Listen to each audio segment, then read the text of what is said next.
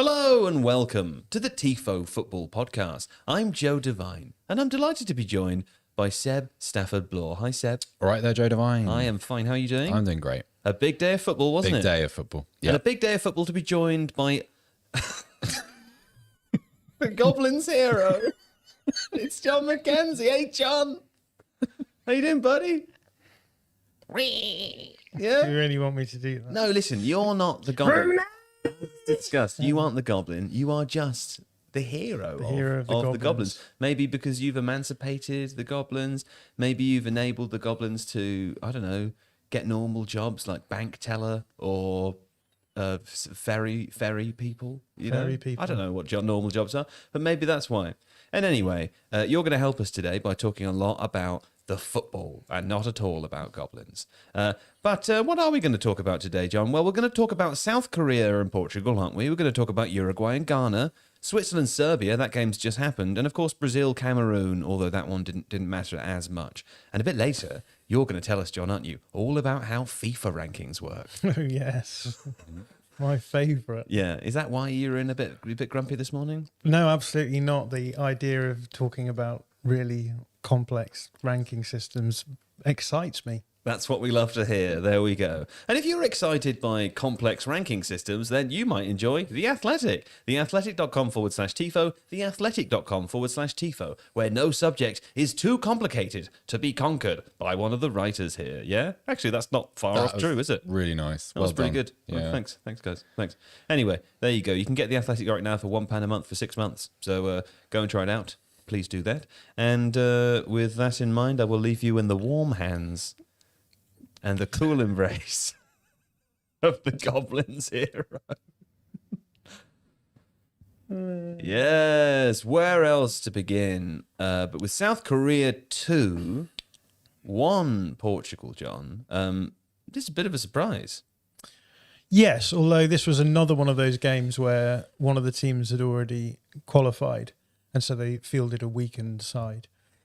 So, yes, it was unexpected, I suppose, but when you consider that the Portuguese put out a second-string team and Cristiano Ronaldo, who got an assist, actually, although for the wrong team, which was, I think, the most enjoyable aspect of this game. But, yeah, went 1-1 for a very long time, and then right at the end, the Korean Republic got a really nice transition goal. So Son Heung-min with a really, really lovely pass to Hwang, and that changed things around and meant that Korea Republic go through to the next stage of the tournament, which is quite fun. That's pretty cool. Well, listen, I've just put a poll in the live chat to ask how far Korea Republic can go in the tournament. I'm quite excited to hear, so maybe we'll come back to that a little bit later. But Seb, it's nice to watch a game at this point, in which, because there were a couple today where the result actually ended up not mattering or not impacting the outcome at all. It was nice to watch a game where there was a change of placement within the group, because, of course, South Korea now going through in their group second place on 4 points, and I believe they're going to face... Who is it they're going to face? They were second in Group H. They're going to face Brazil in the next round, as far as I'm aware, which is quite exciting for any football fan. Yeah, so this also involved one of my favourite football tropes, Joe, which is when you have a match on the third group game, the third match in the group, and one of them finishes early and they need something from the other game to fall their way to progress. You get a huddle of players in the centre circle. They've done everything they can. They've won their game, and they're waiting for confirmation. And the TV camera kind of settles in them, and you see the moment of confirmation, and you see the mass moment of celebration as well amongst the South Korean players. Also, if you haven't seen it, try and find Mauricio Pochettino's reaction to South Korea's second goal. It's very, very lovely. It's like him watching one of his own team scoring. Obviously, he has a lot of residual affection for Son Heung-min after their time at Tottenham together. And I think he particularly enjoyed Son's through ball for Hwang to score. And it's great. It's like, I think one of the things we've talked about a couple of times over the past few days is the stories within it. We said last night that this has been a very macro tournament in terms of the themes that we've discussed. But this was just old-fashioned football story, which is unfancied nation or underdog nation in a specific game upset the odds, go through, clearly means an awful lot. There were some wonderful pictures of some of the South Korean players in tears. Also, clearly what it meant an awful lot to some of the South Korean fans, because some of their supporters were in tears at the end as well. It's You've great. started to point out in the last couple of days how much you enjoy it when people cry.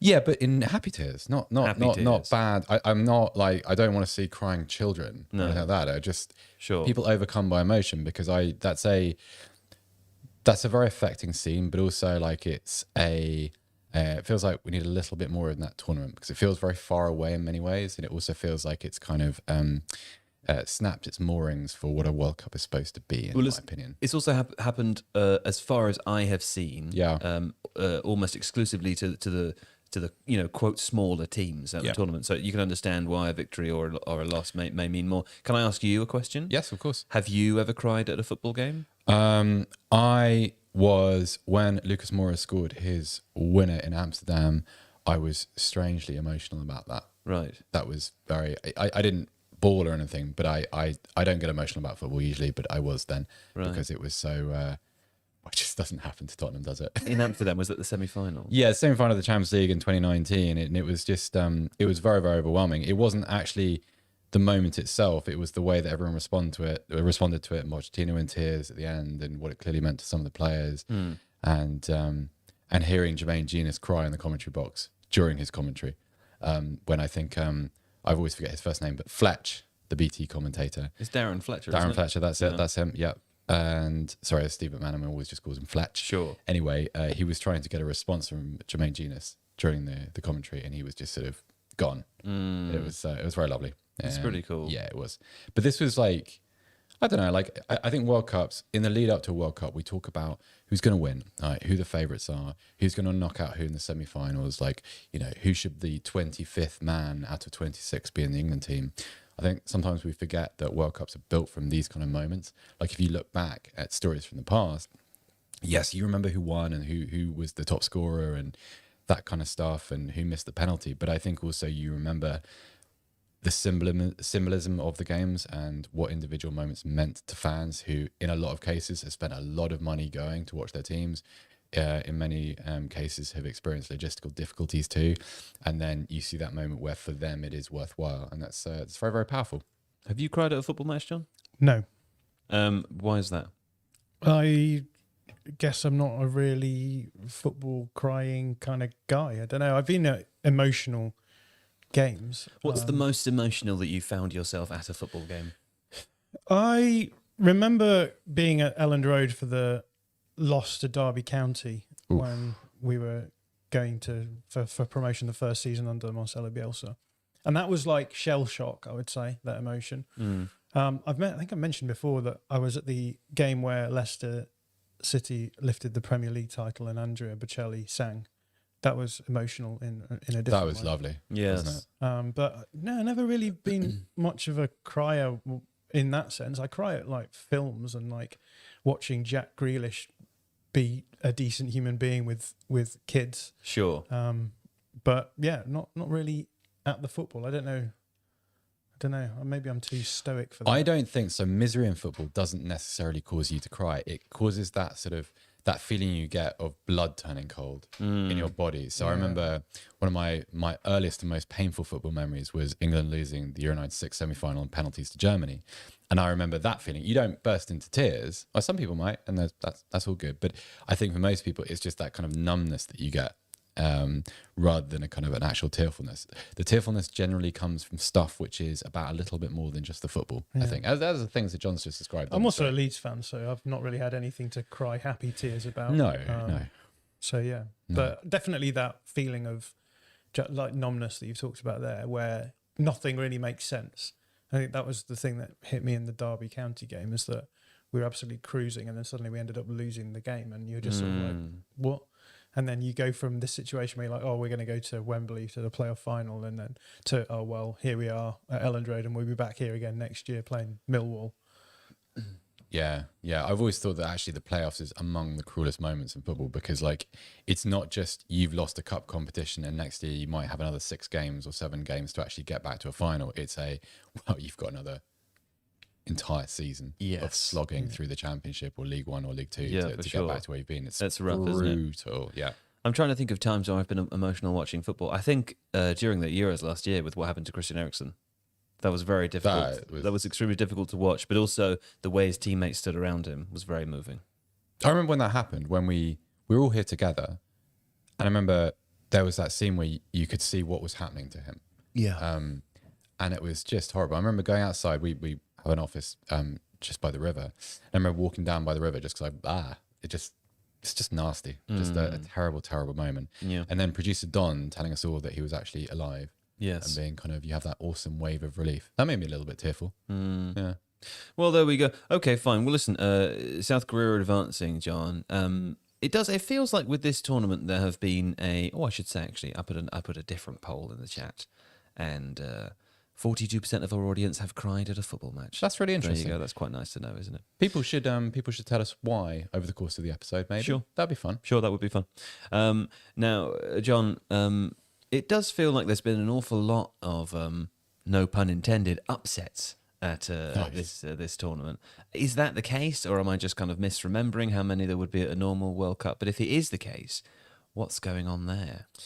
Yeah, this is something that I've been thinking about a lot through the course of the tournament, and it sort of goes back to the conversation that we perennially have about England, which is people think that Gareth Southgate should set the England team up to play much more expansive football, much more exciting football, because he has pieces at his disposal to be able to play in that way. And one of the things that I've noticed is that it seems as though a lot of the teams who are losing in the group stages are teams who are maybe playing in that more expansive way. So part of the argument given is, well, Gareth Southgate is correct because he's setting the team up to get as far as possible, rather than teams like Germany, who, as everyone has been saying, playing quite an aggressive defensive, an aggressive attacking way, which leaves them open for defensive transitions. And I wondered whether or not there's something in this idea that maybe some teams are set up to be, let me get this right, high floor, low ceiling teams, which is teams who are going to be able to face anyone in the group stages and get through by playing fairly conservative football. But then teams who are high ceiling, low floor, teams like Germany, where they are set up to play really well in the knockout stages against some of the elite teams, but they're maybe a little bit more risky in the group stages as well, because they're playing, I guess, more expansive football, which leaves them open to being counted on by teams like Japan or Saudi Arabia in the case of Argentina. I think you're going to have to ask some questions, because we're being there's an influx, a deluge of stories of people being emotional in football games. So I'm going to go through them, and you ask John some questions about what he just said, Seb. Yeah, I mean, like, the one that really springs to mind, actually, John, is why this tournament? Why have we seen that development now? Because I've noticed it too, and I've sat with you through most of the games, and I completely agree with everything you've said. It's just that it seems like we've made a little bit of a quantum leap from very passive underdog football to where we are now, and that's really strange. Yeah, we talked about this a bit, though, insofar as if you play a low block, what you're doing is you're handing the initiative to the other team, and you're saying, come at us over and over again. We're giving you a high volume of potentially scoreable chances, and usually there's a talent mismatch. Like, one of these teams will have a striker who is going to cause you problems from crosses into the box or whatever, or someone who can break down a low block or unlock a low block with technical ability.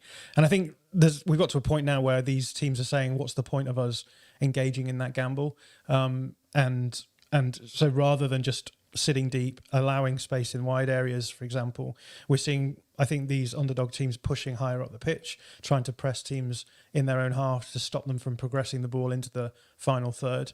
And then we're seeing interesting approaches in terms of those wide areas. So, for example, Saudi Arabia against Argentina, I think they were very smart in that they recognized the different ways that Argentina have been generating chances in qualifying, and they made it hard for Argentina to develop those sorts of attacks from wide areas.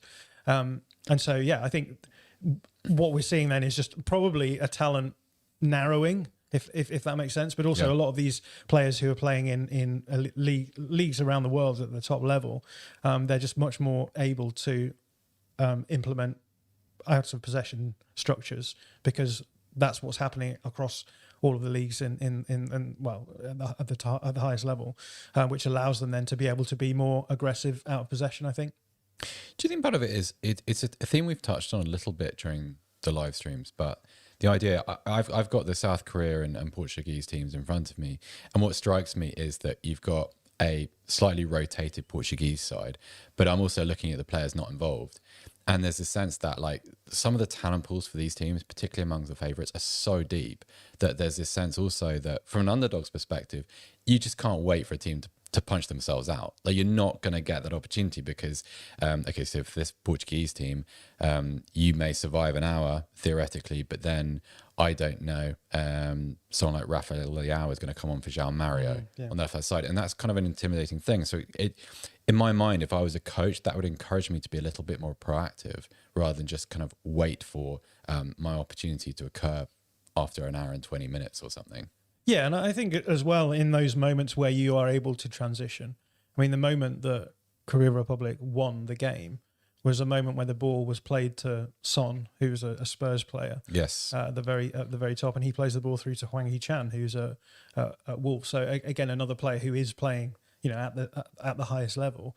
I think in previous years, Korea Republic wouldn't have been able to enjoy those sorts of players being able to make those sorts of transitions. So I think what we're seeing now is teams with more ability across their squads being able to play better out of possession and then better in possession as well. And I think that it makes for great football because a World Cup, as we've been saying a lot, is it is a crapshoot. There are going to be situations where the ball nearly goes out of play but doesn't, and then Japan score, and on the basis of that, Germany are going home and Japan are going through. That's the nature of tournament sport, and I think the narrowing of the gap between the teams that we're calling underdog teams and the teams the really elite teams is a good thing for the tournament. But it does pose this question then about how should you approach the tournament as an elite side, because I think the issue has been with Gareth Southgate, for me anyway, that you get to the latter stages of the tournament and then you don't seem to have the play style to be able to beat the teams that you're coming up against, despite the fact that you've got the squads perhaps to beat them. And that's the thing for someone like Hansi Flick. He's going into the tournament playing the style of play that he thinks is going to beat the teams in the latter stages of the tournament. And it's unfortunately not enough to get him through the group stages. But had they got through, maybe they would have gone deeper than England. And so you have this sort of conundrum of like, how do you approach the group stages as a team who has to maybe modify their approach in the group stages to then the knockout stages? That feels like a really modern development as well, because like previously 10, 15, 20 years ago, and obviously going back further, it felt like you could arrive in the tournament and you could just be yourself as a team, and the kind of the disparity in individual quality and sort of the power of a squad was so much that it didn't really matter, because you'd have the passive approach, but also then you just overwhelm the other side. So like that was kind of typical of, I remember the 1998 group that England played in when they beat Tunisia with quite a ropey performance, lost to Romania, and then beat Colombia. And none of those three performances were particularly good, but it kind of tuned them up through the group. I've got a nerdy question for you, actually, because it's a thing that's come up throughout the tournament. Almost every night we've spoken about transition and different teams and how good they are at transitional football. Now, I recognize the transition, and most other people watching would too. Like you see the kind of the quality of a move build, you see kind of the roles different players are playing within it. How do you coach that? Because like, is that a shadow play situation? Is that a kind of is that someone on a training ground literally positioning someone in one zone and then another and saying, right, when the ball goes here, you're doing this, and when this player has the ball, I want you to make that run up there. I'm pointing kind of northeast for anybody who's listening on the podcast rather than watching on the live stream. How do you become a good transitional football team other than just having a lot of players with pace and technique? I think that there is logic and reason behind the way that you might approach these sorts of things, but I think they probably come before the stage where you're actually doing the transitioning. Okay. So, for example, you're a Spurs fan, so yes, like Spurs are set up to be a transitional team, right? Yep. So you get the deep build up, you get the baiting the opposition in to create space, and then you have players like Harry Kane, Son Heung-min, and Kulusevski, ideally in your front line, because those three are really good transitional players.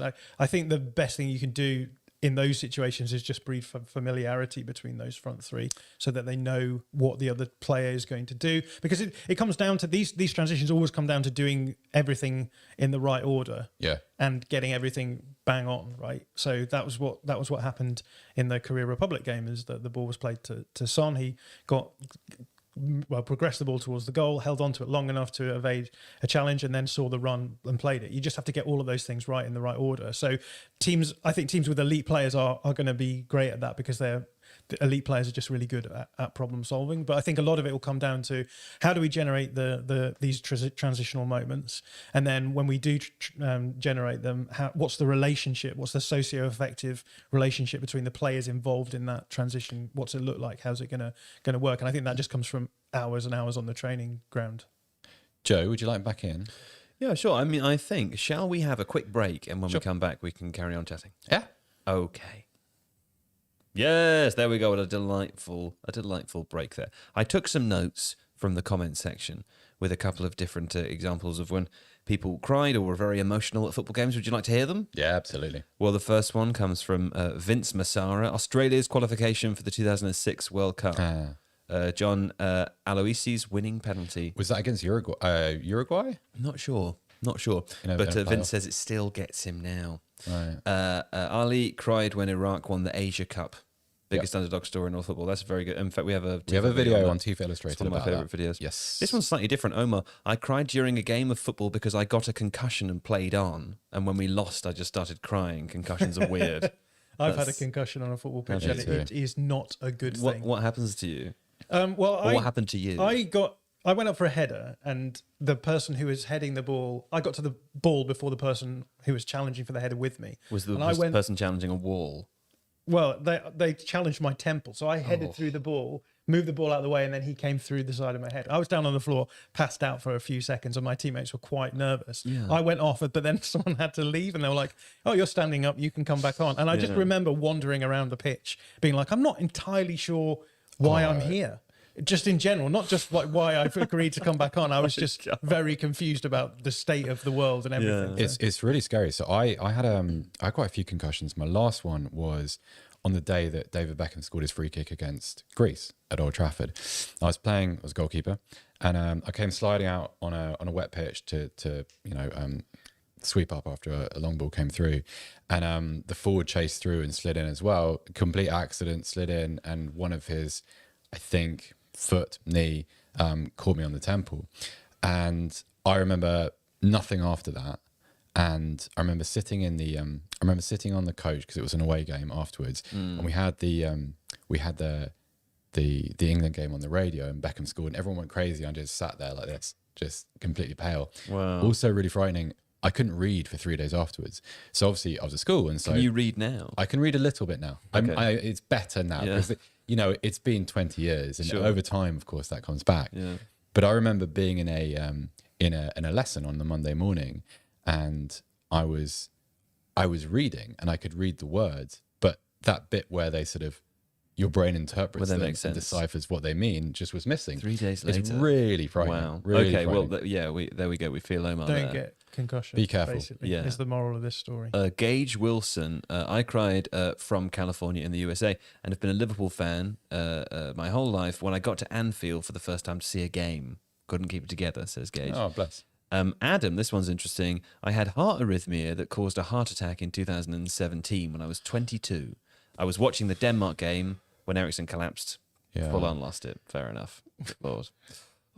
Anyway, thanks so much. I mean, there were so many stories there. I also got a good question while I was in the chat from Jabril. Jabril asks, after the conclusion of the group stages, what are the things that we will miss from these kinds of group stages that have 4 teams in, given that the next World Cup, am I right in thinking that it will have 3-team groups? 48 teams, 3-team groups. Yeah. So what will we miss about that? I mean, I guess it's, what we've seen tonight, and what we saw last night, and this kind of idea that someone else pointed out, no 9-pointers, by the way. No teams have won every single game. No, but then I think we've observed off camera that actually we've been quite lucky with the jeopardy on the final group day. Also, this idea that on that third game, when the matches are happening simultaneously, the landscape is continually shifting, and it's exciting and interesting, and one goal changes everything, and then you see things like the news filter through to the other stadium, and players having to react, and managers making substitutions on the fly to kind of alter a game again. And today was a really good example of it, because obviously Uruguay felt they had the game won, took off Luis Suarez, and then their situation changed and Suarez was left helpless on the bench watching his international career end. Also crying. Also crying. Yeah. Yeah. Okay. Well, listen, before we move on from the emotional talk, I've pinned a comment in the live chat of what I think is the best sports YouTube video. It is by, let me just open it up again so I can get the proper name. It is by Le Breton. I think it's a French channel. It's all clips, all of the best clips put together. It's like 16 minutes long, and it's got that song by M83, the outro. Is such a good, oh my God, it's such a good video. I watch this video, I would say, once every 6 months and have done for however long it's, 4 years. Fantastic video. Anyway, I've pinned it. Go and watch it. After you're done with us, don't leave now. No, don't leave now. As we will see the live stream viewers dwindle.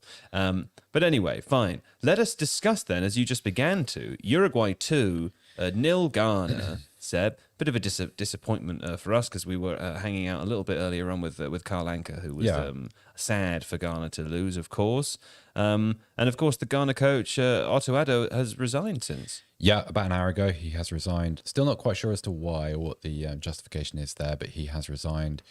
This was, let's say this to begin with, because I felt like this was lost amidst all the talk of 2010 and Suarez and handballs and that kind of thing. Uruguay are a pretty talented side. And I think realistically, in any game between them, Uruguay would be considered a favourite. So had Ghana won today, that would have been an upset.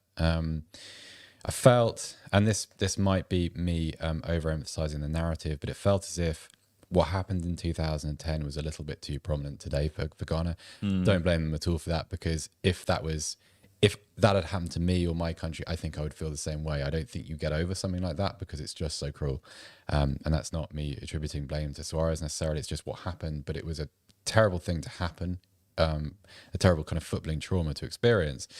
And psychologically, Uruguay were in a very good place for this game. They managed a lot of it very well. I mean, even to the point where Suarez's presence on the pitch was antagonistic. I felt like Suarez did Suarez things. He was at the heart of both goals. The second Uruguayan goal is an absolute picture. It's a beautiful piece of football. It really was. It was tremendous and converted by a really crisp volley by Da Arezqueta. I think I pronounced that right. Mm-hmm. Pronunciation king. I think so. Yeah. People's pronunciation king. Yeah. Thank you. And Pronunciation hero, I prefer. Okay, fine. Yeah. You could see Ghana getting more frustrated by what was happening, and you could see every time a Uruguayan player went down, there was agitation. When Ghana won their penalty, which Andre Ayew missed, the Ghanaian players guarded the penalty spot to avoid, to prevent a Uruguayan player from trying to scuff it up and affect the kind of the contact area of the ball, which was a very strange thing to see. I mean, reasonable, because when one of your country's potentially most sort of defining moments is affected and ruined by a missed penalty, that's the kind of thing that you do. Darwin Nunez got booked trying to scuff up the penalty spot anyway. And there was too much angst in this game. And I think sort of emotionally, that's a place where Uruguay are comfortable to go. I think these are kind of, I don't know what quite the right word is for this, but there's it's just an area which they seem to thrive in. These are talented players. These are players that are capable of winning in multiple different ways. This is seemingly a very cohesive side full of players that kind of want to fight for each other. And yeah, it felt like Ghana were playing against Uruguay, but also playing against what happened 12 years ago too. And that's very sad. I think there was some, John, you don't have any tactical observations. You wouldn't mind if I, okay. So, one of the things that kind of, I've done this. This is my favourite bit of the podcast is when Seb tries to detach the pen from the side of the tactics. So board. the problem last night was that someone had put the pen in a bit too much, a bit too far, and it was hard to someone. Yeah. And then I moved the board while I was trying to get it out. That's right. Yeah.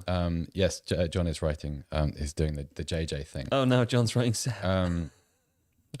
I want to talk kind of positively about Ghana because I was really taken by Mohammed Kudus, who he's shown here in what looks like a number 9 or a false 9 position. It's really not how he played. He was more he was probably Ghana's most advanced player for much of the game.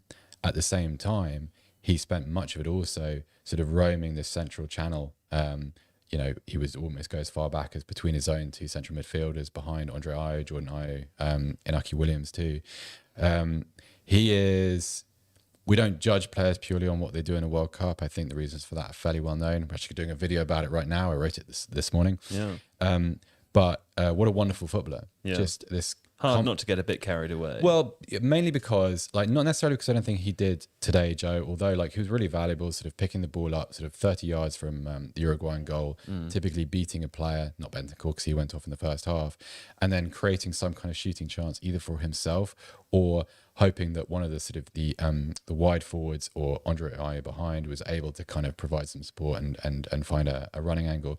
But Kudus, to me, he's like Moussa Dembele, the Tottenham midfielder, not the Lyon forward, in the sense that he has this amazing combination of attributes. Like he's very powerfully built, and so he's got a really low centre of gravity. He's very strong on the ball, but he's incredibly technically gifted too. And so what you have is this player that has a really is quite thick set, difficult to knock off the ball, really good at shielding it from an opponent. So if he was to, for instance, and for podcast listeners, I'm showing him kind of with his back to two midfielders.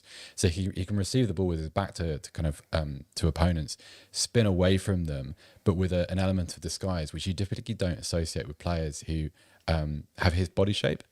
And honestly, like I know he's played, he's kind of led the line for Ghana. He spent a lot of his season playing as a number 9 for Ajax too. Not necessarily that successfully. I think you could play him, and this is really the root of his value. You could play him as a kind of modern number 10, which is really sort of an 8, really. You could play him as a 6 because he looks awfully comfortable receiving the ball off his defenders. He's so gifted. Like I can't believe that when January comes round that Everton are going to be his only option again. I'm sure. Good move for him, I'm sure, but like there'll be This other is a clubs. fun topic of conversation, though, isn't it? Because Are you having fun? Yeah. Join in. I was going to say, who is going to be moved on in the January transfer window off the back of the World Cup? Because it feels like there's going to be. So if Kudus is on the list, who else is on your list, John? Oh, I don't know. I hadn't really thought about Tell it. you what John thinks about it. Like I went to Bayer Leverkusen a couple of weeks before the World Cup, and I had a chance to speak to Simon Rolfs, who is the director for sport. He's kind of like that's sort of Leverkusen's version of sporting director. And we asked him whether Very, very sort of quirky, isn't it? Yeah. How they've switched that around. Well, it's because Director for sport. he took Rudi Voller's job there, and the idea was to kind of replicate the position that he had. I'm laughing mainly because of the number of different job title types there are. Sporting for director, all these different clubs. technical director, It's kind of the same thing managing everywhere. director of football. Sure. Right. So he said, when we asked him about the World Cup, he said, we're not sending a single scout there because clubs don't use the World Cup as a kind of talent evaluation forum anymore. They like it's just another game that they log into a database. It might be like you might take a little detail about something like, oh, player does well in high pressure situations potentially. But the idea of going and be like, oh, he's good. What's his name? Mohammed Kudus. I might sign him. That I era's bet over. the scouts are gutted, aren't they? Yeah. Because the scouts Free trip to the World have Cup. been dining out on World Cup restaurants for years on the work credit card, say John McKenzie. We all know this, the scouts. They've been out there, haven't they? In the cafes, having, hot drinks on the company dime, you know what I'm saying? And just having a great time at the World Cup. Yeah. Your comeuppance is here, scouts. I don't feel untowards towards the scouts, just to be clear. I was just I've got a name trying for to John, by the way. Just trying to do a bit there. In terms of kind of players who might move as a result of the World Cup. Sofian Amrabat. Ooh. Ah, yes. He playing in Serie A. Yeah, Is he? plays for Fiorentina. Now, I know that name. Yes. Why do I know that name? Because he's been very, very good at the base of Morocco's midfield. I knew he was at the base of a Yeah. midfield, but I couldn't remember whose. Yeah. So he's he's someone I think who, like, I don't think Morocco work without Amrabat at the moment. I think he's kind of the key to a lot of things. And I think that might be, although no one would ever admit it, that might be an example of someone going to a World Cup, playing in a slightly better team than his club side is, and people seeing a little bit more of him and the kind of like, oh, there's a range to him. He's a slightly better player than we thought he is.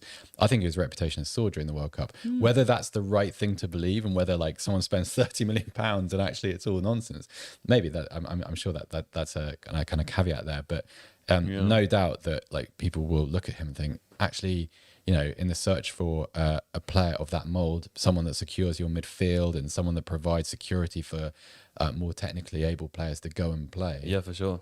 That kind of player is always in demand, right? I've got one as well. Maybe if you're still having to think about who might be on your list, John.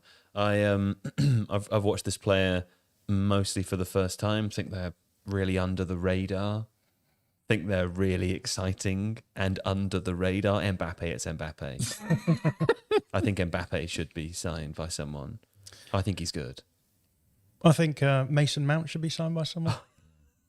Should we talk about that? I mean, you can if you want. I mean, your Twitter notifications and then subsequently mine out of solidarity were already burned all day. But I'll tell people who are listening who wouldn't be aware of that, who don't just stalk us all day. We made a video that went out this morning on the Tifo Illustrated channel, and it's called "What Does Mason Mount Actually Do?" Now, I think that's a very interesting question because Mason Mount is one of those sort of illusory players who is clearly talented. I thought that was a given. Apparently not. Clearly talented, but it's not quite clear what role is his. You know, he almost reminds me of a kind of like high level version of a player who's 17 and whose final position is yet to be completely defined. So in my mind, it's not clear that they play here or there or whatever. And John, you wrote the script for this video, talked about all the things he's good at, and prominently you talked about why the managers that he plays for repeatedly pick him over other players and what those reasons for that might be.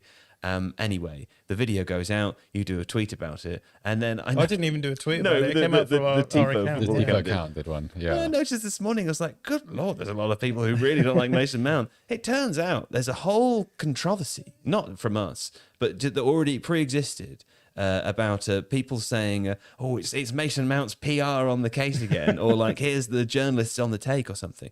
I mean, what possible motivation could there be for saying Mason Mount is good? It's so stupid. It's so stupid. God, Lord, honestly, it's fine. It doesn't matter. It's not a big deal. But honestly, like, whether like 300 replies. This is what broke you. Like, this is 13 days in. We've been not getting a lot of sleep. I'm not We've been doing broken, this but I honestly think it's so funny to me that like. That this is something that there would be such a weird toxic community for. It's like it must have its own subreddit or something. I expect these people are going to the same Christmas parties. We're now on the subreddit. We're on we're the prime victims of the subreddit. Anyway, I think it's weird. Mason Mount's clearly a good footballer. What he actually does best on the pitch is up for debate for sure. And if Chelsea fans don't, some Chelsea fans don't like him, that's obviously their own prerogative. But I've never known there to be such vitriol. I don't understand the anger. Liking I or don't not get liking it either. Well, not liking a player is absolutely fine. I just don't understand why it's such an angry issue. Yeah. I don't understand that. But I'm not a Chelsea fan, so. Should we get back to happier things? Sure. Yeah. So just a few players coming to the top of my head. There's been some good ones in the chat, actually. The chat very knowledgeable. But Cody Gakpo, obviously, is the one that sure. he's coming to the end of his contract, so we'll be moving on, I think. What is he, 24 years old? Something like that? Yeah. 23, young. 24, 23? something like that. Yeah. Mm-hmm. And we have to say Harry Suter because, the Australian people hate me enough as it is, so we'll throw him on there. But he's had an excellent tournament and is at Stoke City, so he's a very movable, honourable. Mitch Duke too. If you're going to talk about the Australian guys, I think he's been good. Josko Gvardiol, I think he sort of became prominent in the last tournament, but he definitely had a good tournament and will be moving somewhere at some point, I think. Gvardiol, absolutely. Ritsu Doan for The Japanese player? Japanese player. Oh, I love that guy. Is at Freiburg. So Freiburg are a team who move players on quite readily anyway. Yeah. So I suspect... Doesn't that mean we talked about him a lot last night, and I thought of you because you support Freiburg. Who's been absolutely excellent for Freiburg. You wouldn't want him to leave, presumably. No, but what Freiburg do so well is they make you fall in love with players and move them on and then bring someone else who you fall in love with as well. So last season I was in love with Nico Schlotterbeck. Now I'm in love with Ritsu Doan, amongst others as well. So Hincapié as well, Pierre Hincapié at Leverkusen. Really good ball playing centre back. I think he will be moved on. And there have been rumours about Gusong Cho. Tyler Adams, yeah. Sure. Musa in the American midfield too, the Valencia player. I've really liked him. I think he's been good. Yeah, so plenty of potential movers and shakers in January. I'm just going to say one more thing about Mason Mount. Yeah, this is it. I tried to move you on, but This is the last thing I'll say about Mason Mount. Okay, I'm not a football expert. I don't, but all of the Chelsea managers are.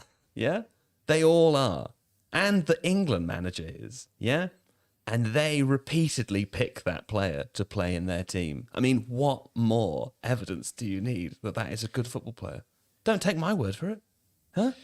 It's a funny thing because Mason Mount has been a kind of wunderkind from as long as anybody can for as long as anybody Moves can to remember. Germany for what? That's, 6 months. that's Wonder Kid for the people who aren't fluent in German in the chat. So when Mason Mount was playing age group football for the England team, he was. This is people expected him to be the future of the England senior side, and so there's always been this perception that like he's just been promoted and promoted and promoted. I don't understand why he's so objectionable. There are England games where I think he should play and where I don't think he should, but Sure. yeah, I'm not saying he's the best player in the world. Do you know what? No, Everything I've said is a tweet I would have deleted as a draft. That's what this is. because it's not really worth the. It's not really worth the engaging. No. Everything I've said about it, I would have written it out and then gone, Yeah. I wonder delete it. how high up the list of like central midfielders who can attack a bit Mason Mount actually is, though, because it's not, when you think about it like that, there's not a lot of them at that level. Sure. So he's feasibly in like the top 50 midfielders in the world. That's mad, isn't it? And yet people think he's awful. Yeah. Should we go for a really expensive dinner later? Now we've said that. Now we've earned our cash. Yeah. Can I not an under the radar suggestion, but I'm Mbappe. I'm amazed by how good Luka Modric still is. Yeah. It is like I was saying to JJ yesterday, we were watching. There are times when I watch him play at the moment. I think, is he better Here's a question for you. than he used to be? Could a team buy Luka Modric for 2 years? What do you think? 2-year contract, Luka Modric? Which team? I don't know. Any Any of team. them. Big Like, team? There's not many that he wouldn't improve. Like he's Arsenal. yeah, I quite like that. Now I've said it out loud. What do you think? yeah, of course. Like Luka Modric to Arsenal? I object to it as a Spurs fan. Sure. Yeah, but like I mean, there aren't many places that he couldn't go and start. I think it's probably fair It's mad to to say. think Modric was at Spurs, isn't it? Seems is. so Long long time ago. It's Long weird. time ago. Yeah. Okay, fine. What time are we on, producers? We're on 4. Okay, let's have another break, and when we come back, we will talk about a bit more football. Yes, okay. Switzerland 3-2 Serbia. This was a very exciting game. What happened in this one, John? I'm just trying to find it on the board. Oh, well, what happened in this one, Seb? Well, really good first half. 2-2 at half time. A lot of tension in it. There's a lot of ill feeling, which goes back to 2018 and the kind of the animus between some of the Serbian players, or most Serbian players, and Xherdan Shaqiri and Granit Xhaka.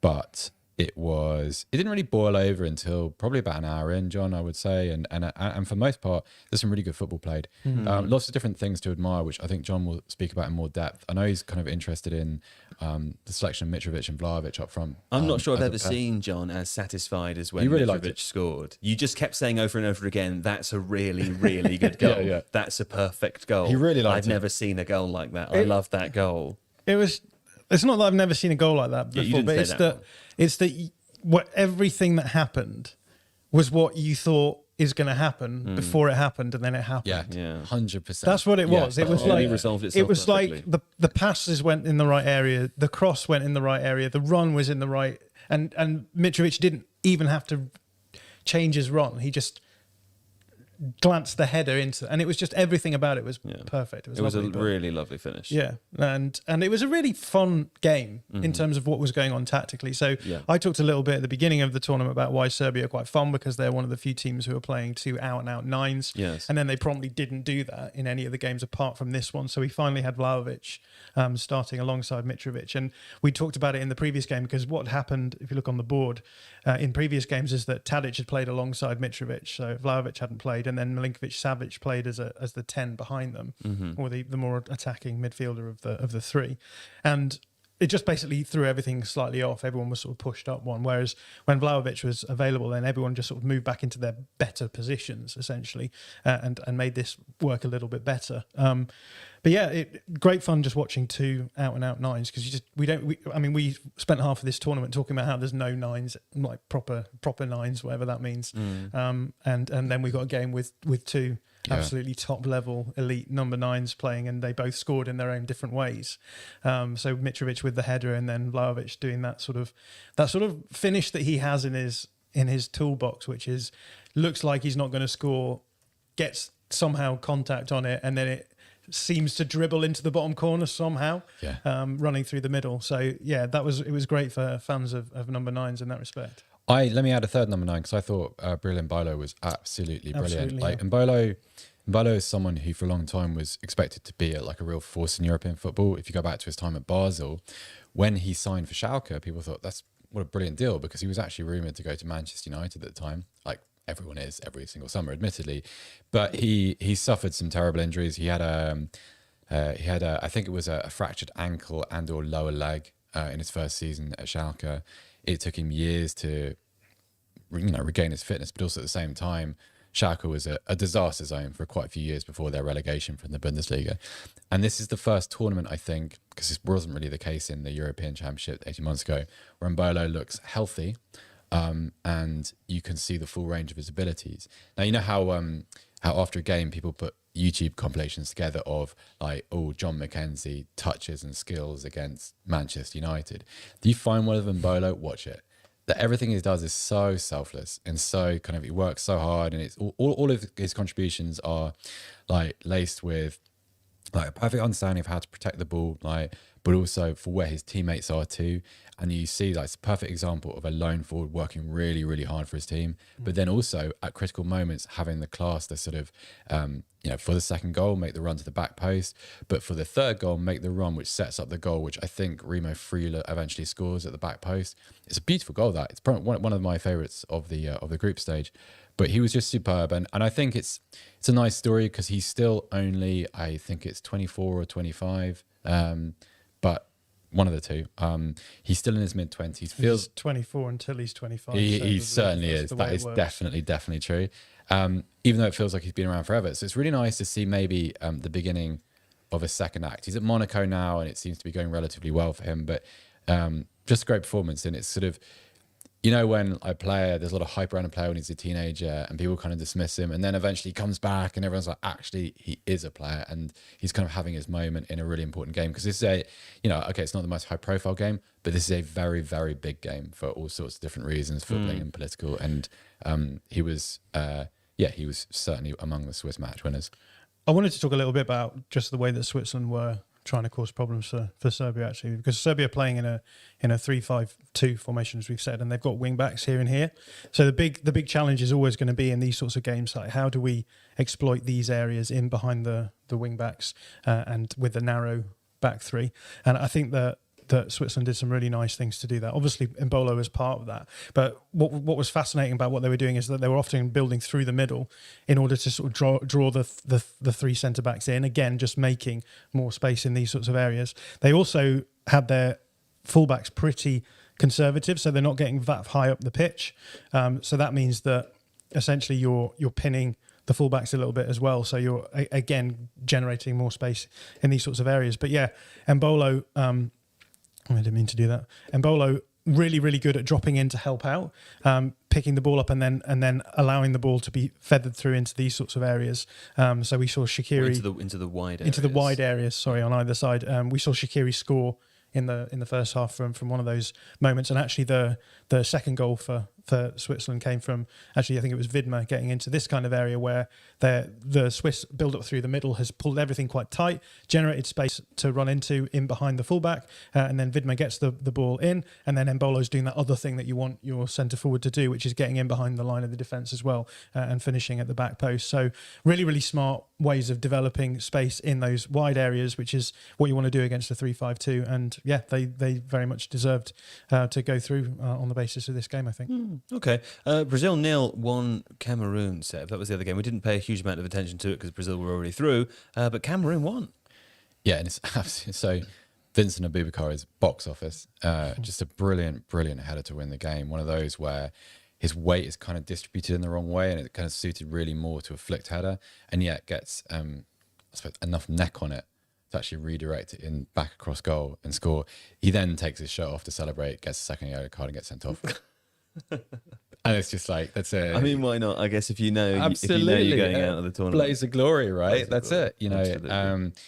Cameroon, I have to say, like, Cameroon better than I expect them to be. Just unlucky that kind of the results didn't really drop for them. Yeah. But Abubakar he's an interesting guy. Like it was fun listening to Carl the other night talk about him and kind of some of the controversies he's got involved with around AFCON and Mohamed Salah and that kind of stuff.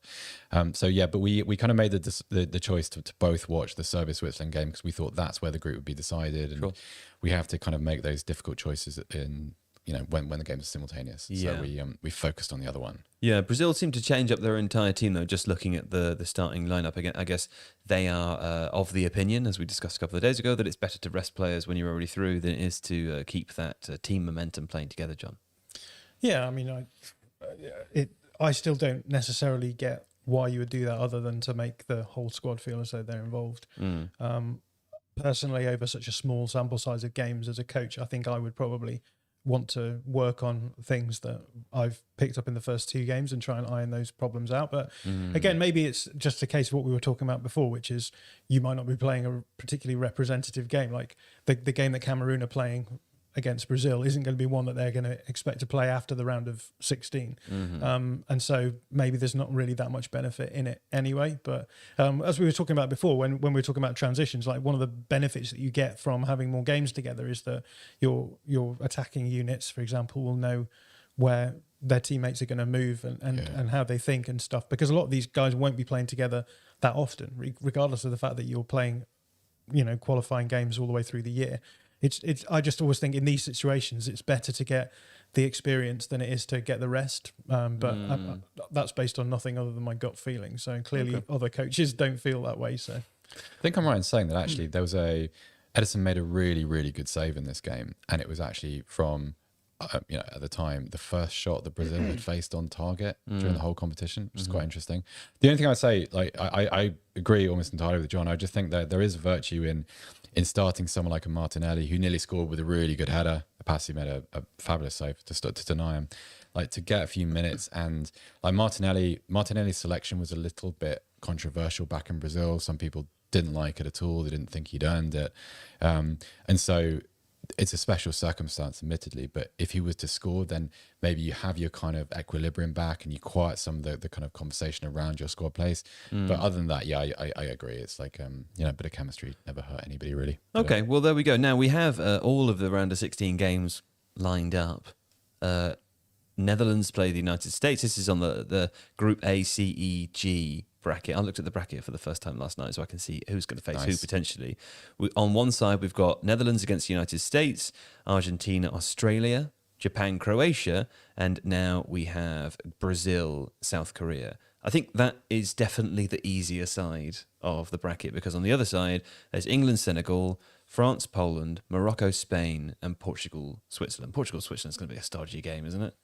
yeah, that looks like it's going to be one of the stodgiest games of that group, I think. Yeah. But it's a really interesting mix of teams, isn't it, across the tournament? And yeah. It also means that we, on the one hand, we are most likely to have, let's say, for example, we do have the favourites that are expected to get all the way through to the final. We're most likely to have an all-European semi-final on one side and an all-South American semi-final on the other. Brazil, Argentina on the left. And, I mean, of England, France, Spain, Portugal potentially. Of course, wouldn't be surprised having seen how well Morocco have played, for example, that they go fairly far. Yeah, I agree. I want Brazil, Argentina. I feel like I've earned that. In the semi-final? Yeah. Brazil, Argentina, World Cup semi-final. I want that. That's pretty cool. I have to have that now because pretty cool. we worked quite hard. I have to have that now. Yeah. There's Seb's demanding side coming out. Okay, well, that's fairly exciting, isn't it? Cool. We are going to talk about FIFA rankings and how the system works. Before we do that, can I ask the production gang, are we able to play the Ban Summers version of Points Are Bad a bit later? Is that already lined up? Yeah, that is perfect. Do you know what? I feel like that one today. Yeah, That's nice, wasn't it? Fun? Yeah, that was. Yeah. Now, John, yes, tell me about. I'm just thinking. Do you think will this definitely work for the podcast, or is this going to be a video cutout? What would you prefer to just do it as a video? Well, after we've done this? No, as in like I could just do another link out so that Nathan could edit this bit out if it's not going to work for audio listeners. Let's have the conversation live. Yeah. editorial. What do you think? I think it will work. It'll Should we try it for audio? Yeah, try Okay, it. fine. That probably needs a timestamp for net though. Now, John, let's discuss FIFA rankings. Yeah, My favourite. we had this conversation because Belgium, who are bad and out, yeah, or were bad during the tournament and out, are technically ranked second in the world in the FIFA ranking system, and that seems a bit nuts to me. So I was curious to know how the ranking system actually works, why it's the case that Belgium are second when there are so we've clearly got- better teams. I've got the FIFA men's rankings on the board in front of me. So Brazil are top, and then Belgium are second, and have been first or second, I think, since 2018. So they've been there or thereabouts for quite a while now. Who else we got on the list? We've got Argentina, then France, then England, then Italy, then Spain, then Netherlands, Portugal, and Denmark. Right. And this is correct as of October the 6th. It's worth saying at this point. Obviously, there's been a lot of games played in between that time frame, so there will be change afoot. But yeah, the big question is, well, how is Belgium still there? And I think to answer this question, we need to have a certain amount of context given. So in 2018, the FIFA World Rankings, which have been running since 1992 in various guises, they decided that they needed to change the way that they were doing things. Now, before that point, what had been happening was a simple point system. So there was an algorithm that worked out how many points you would get for beating a team, and you got that number of points. And what would happen is that it would average out over a 4-year period, and that would be the ranking system that you would get. But there was a problem with this, and that problem was that, well, I think I've got it on this next slide. So this is a slide from FIFA's own PDF explaining the new system that was brought in 2018. As you can see here, they've said they're adjusting the game weightings to give less importance to friendly matches, because what was happening is that because of the algorithm that was used to apportion points before 2018, if you played in an international friendly, it gave you fewer points than you would do if you were playing a competitive match. Right. And because your ranking was then based on an average of points across 4 years, if you were playing friendly matches, your ranking points would go down. And so what we saw... So teams don't all play the same number of friendlies, right? Yeah, sure. And there were some teams who recognised this. They read the small print and they realised that actually it's better for us to not play friendlies. Nerd teams reading the small print. Yeah. Come on, that's like major nerd teams. It is quite nerdy. But so for example, Wales and Romania, I think, went through periods of just not playing any friendly games because it bumped their ranking points up, and it meant that then when they were being put into pots for tournament selection, they would get in a higher pot. So obviously there was an issue here, so things had to change. So in 2018, FIFA brought in this new system, which is called SUM, S-U-M. Yeah, that's very catchy. What they did was they moved from that point system that I've talked about already, where you're averaging points out over a 4-year period, to an ELO rating system. You know what an ELO rating system is, Joe, don't you? I sort of do, because you say it to me when we play video games a lot, and I go, yes, John, that's absolutely yes. The ELO, yes, that's right. What is it? What is that? Yeah, Arpad Elo was a Hungarian dude who wanted to work out basically a scoring system that would work for chess. ELO was a guy. Yeah. There you go. Smart, isn't he? Learning so much. Yeah, okay, come on. And the idea is that you want a system which is going to mean that if you play a game against someone else who has a set of points, and you play against them, then there'll be an algorithm to work out how many points that you will lose if you lose to them, or how many points you'll win if you win against them. So it's a scarce system because everyone has a set number of points and they get passed backwards and forwards between There's different a people. finite number. That's right, yeah. So the idea then is that what happens is as teams play one another, they should eventually over time end up in a sort of ranking that shows you what's going on. Do you think if you ever had a baby, you might call it ELO? Probably not, to be honest. No. Okay. But yeah, so at the bottom of this screen in front of me, we've got the algorithm for working out how many points are going to be lost when two teams, or one, depending on who loses or wins. And it looks very complicated, but basically it's your ranking points basically are the points that you have before you play, plus I, which is the importance of the game that you're playing. So again, you are still getting weighted towards whether or not you're playing a friendly game versus like a competitive game.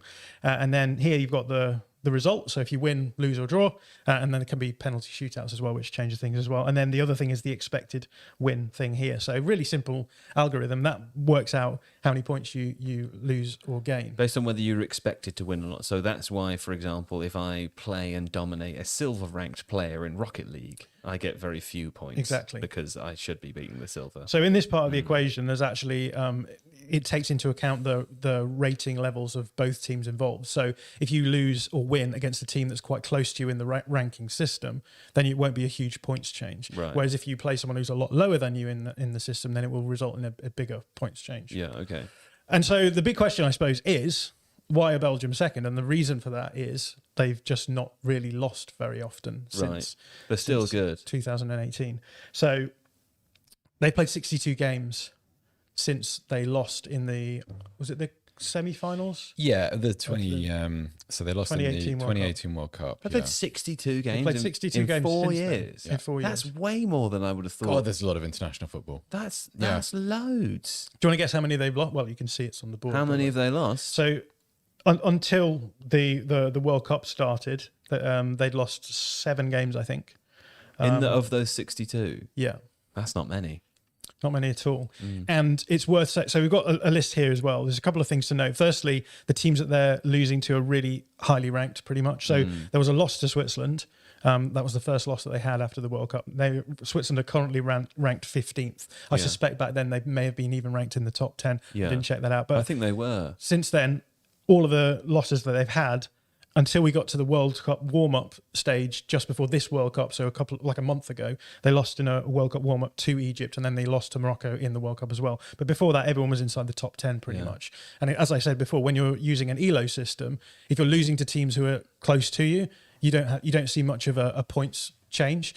The other thing to notice is that a lot of these teams, they're losing one game in the Nations League, but then winning the other fixture. So they're basically swapping points backwards and forwards as well. So Belgium will forever be second. Pretty much, yeah. Wow. Seems like the system doesn't work. Is that a fair criticism or am I misunderstanding? It just feels like it's an imperfect system. That's all. Like it's also, I think it's worth remembering that FIFA rankings are ceremonial, right? They don't qualify you for anything. Like if you finish in the top whatever of the tennis rankings at the end of the year, you go and play in that tournament in the O2 arena. It's not the same in football. You don't sort of get easier access to the World Cup, for instance, or So I don't have a problem with it. It just, in my mind, it's always the thing where when I was younger, the FIFA rankings would be released and England would be somewhere and everyone would be upset about it for one reason or another. Yeah. And that's what I associate with my mind. And also, since John started saying ELO, I've just been hearing Electric Light Orchestra songs in my head and not really thinking. I've kind of glazed over a little bit. Fair enough. He has brought me down. It's worth saying as well, just quickly, that if we look at the actual points tables as it stands, there's about 40 points between Argentina in third place and Belgium in second.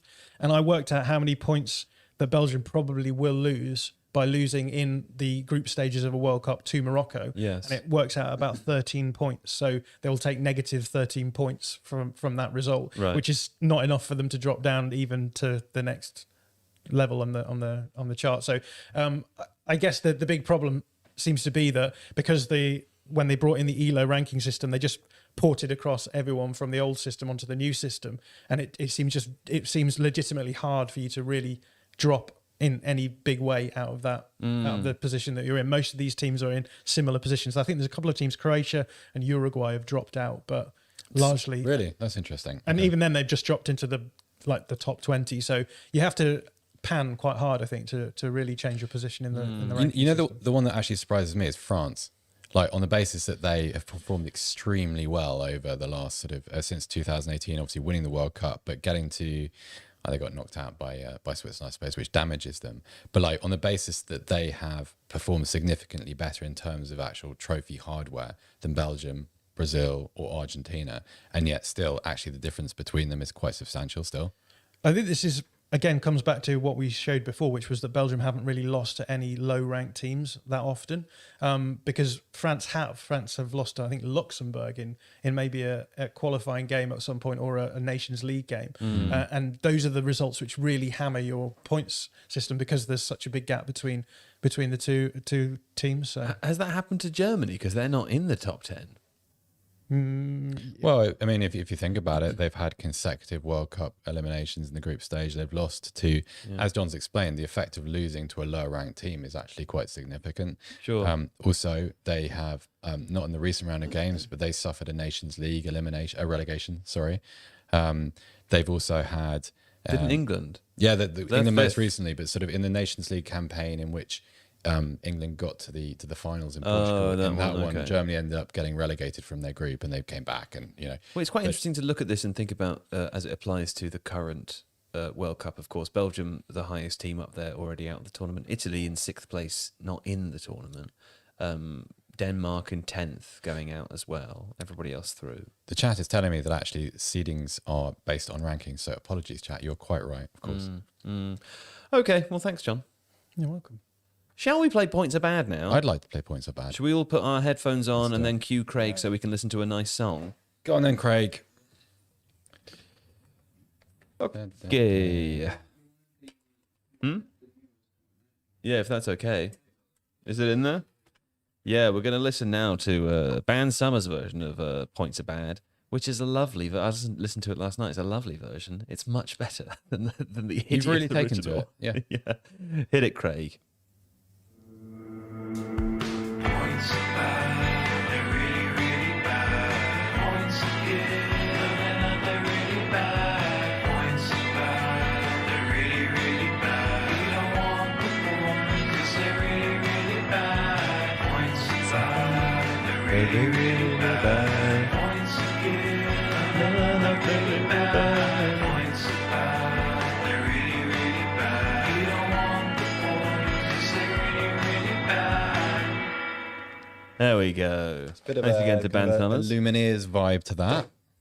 Don't bring us down a step. Now listen. Points of bad time. Oof, I'm a pretty happy guy, John. I'm a pretty happy guy, but we'll come to that later. You'll know why. Now, of course, tomorrow, there's only 2 games. So we only have to make 2 predictions, which is easier than it was before, which of course means today is the end of the group stages. Now, some of us did okay today. Some of us did less well. I can tell you that on match day 13, with the games Ghana, Uruguay, Korea, Republic, Portugal, Serbia, Switzerland, Cameroon, Brazil, we have another big loser in JJ Bull. He gained 12 points today. We've really put him under pressure last night to He make quick has predictions. Buckled. He's buckled. Yeah. He's buckled Yeah, big yeah, time. He's at home today, so he's had more time to make his predictions, and I yeah. think maybe he'll do a bit better tomorrow. I think once you get on that wagon of panicking, then you start getting onto now I need to do the equal and opposite panic. The other way. Possibly that's the case. Listen, he's picked up 24 points in the last 2 days. Another 12 today. That is almost a quarter of what we all have, and we've been playing for 13 days. So he's had a real stinker. There's no other way of putting it. 12 points gained. John, you've also had quite a bad day.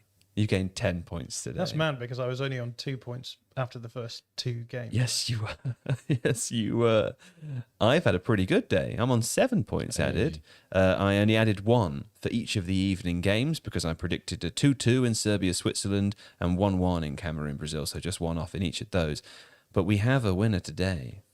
Seb Stafford Bloor, you've only added 6 points today, and that perfect score in Korea Republic, Portugal of 2-1 for Korea Republic, that has earned you a win today.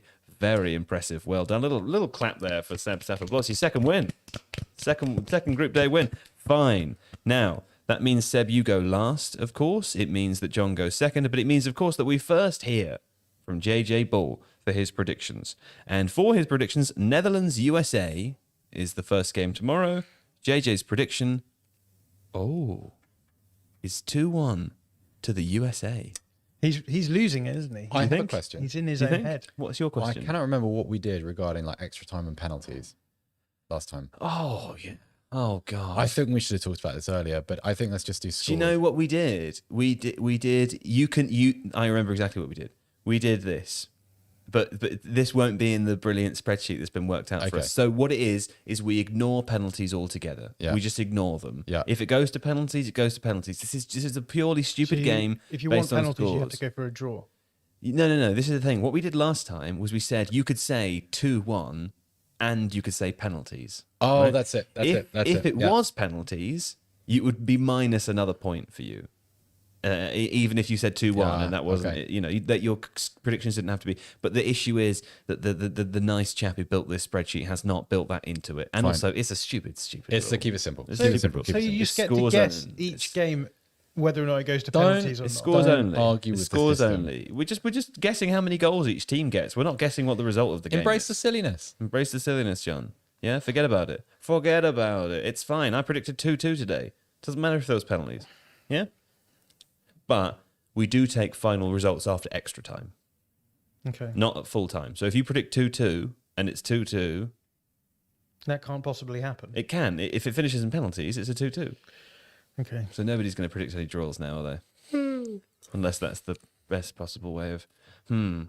We are live. Yes, let's just carry on. I Fine. think. Let's carry on. We'll think about it afterwards. Fine. And hope Okay. there's no penalties. There's no penalties. John, you are second to pick for Netherlands, USA, please. I'll go 2-0 Netherlands. 2-0 Netherlands. Fine. It's me to go next. I happen to think JJ's might be onto something here, but I'm afraid. Might And be so I'm onto gonna something. It say- doesn't work like that. If there's two options, it can be. I'm going to say 1-1. Okay. And I'm Penalties? It doesn't matter about penalties. It doesn't matter. It doesn't matter. Steps up a ball, you say. So I've heard that the Dutch squad has been ravaged by flu. So I'm going to say 1-0 USA. He waited till the end before he told us that, didn't he? Yeah. We published it on the Athletic. Well, I don't have time to read that. I'm busy. So look, it's a fantastic product, but I am busy. Yeah, Yeah, you working are. here, making stuff for it, Hey, you're making something pretty cool at the moment, which is coming Yeah. out very soon. making something very cool. Very cool. Yeah, Yeah. Not as cool as the Athletic, but No, it's pretty cool. close. It's pretty It's cool. close, yeah. It's pretty cool. Argentina, Australia. Now let's hear from JJ. JJ wants a 2-0 for Argentina. I think that's probably going to be a fairly popular idea there, John. Yes. Argentina, Australia. 2-0 sounds good. I'd probably go for that myself if I could, but I Well, can't. you can't. So I will go for... I'm going to go 3-0 You're going to go 3-0. Yes. Okay. for my sins. I was thinking about saying Australia. I think that's stupid. That's a mistake. Is that a mistake? Is that a mistake? I just feel they've got the weight of a nation behind them. You know, you're Seb egging me has on. to- He's Seb egging me has on. to That's vote for true. them, or Seb else doesn't vote for them. he'll lose his status. He'll lose his honorary Australian status. Yeah. What about all the towns that put the image of you up? Yeah. You know, No, they'll yeah. burn it. Yeah. They will. Yeah.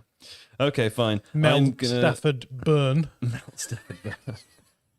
I'm gonna say 1-0. I think it's going to be a Stodge Fest. A Stodge Fest. That's a good shout, to be honest. What do you think, Seb? Goalless draw. Goalless draw. That's a Yep. terrible prediction. That's a terrible prediction. Because think about it this way, right? Mm-hmm. Somebody has to score, or it's going to go to penalty. You think it's going to go 120 minutes with no goals? I do. Yep. You say that so confidently. No, it's what I want to happen. He's heard that both camps have been ravaged by the flu. A goalless draw. It's like an episode of the Oregon Trail. Remember that? Both camps have been ravaged by the flu.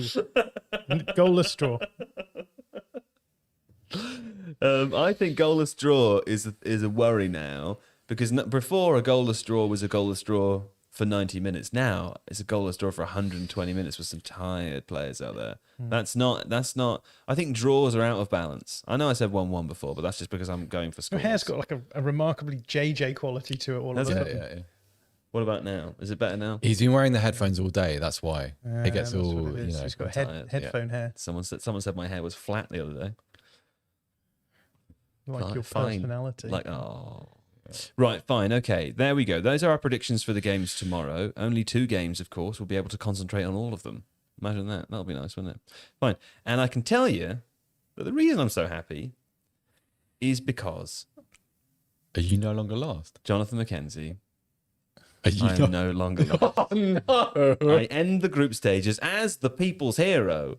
I end the group stages in 3rd place. Must on be pretty close, 109 though. points. It's very close. You are breathing down the neck of the people's hero. The Goblins' hero is chasing close behind on 110 points. So 1 point behind you. 1 point behind. 1 point. And of course, I am now 7 points behind Seb Stafford-Bloor, In first place. who is our new leader at the end of the group stages. JJ has totally ruined it. How far? that makes me so happy. 104 Oh, points. that makes me JJ so has happy. done. So there is only 8 points between first and last in this game. It's all to play for. It's never been all to play for at the end of the group stages before.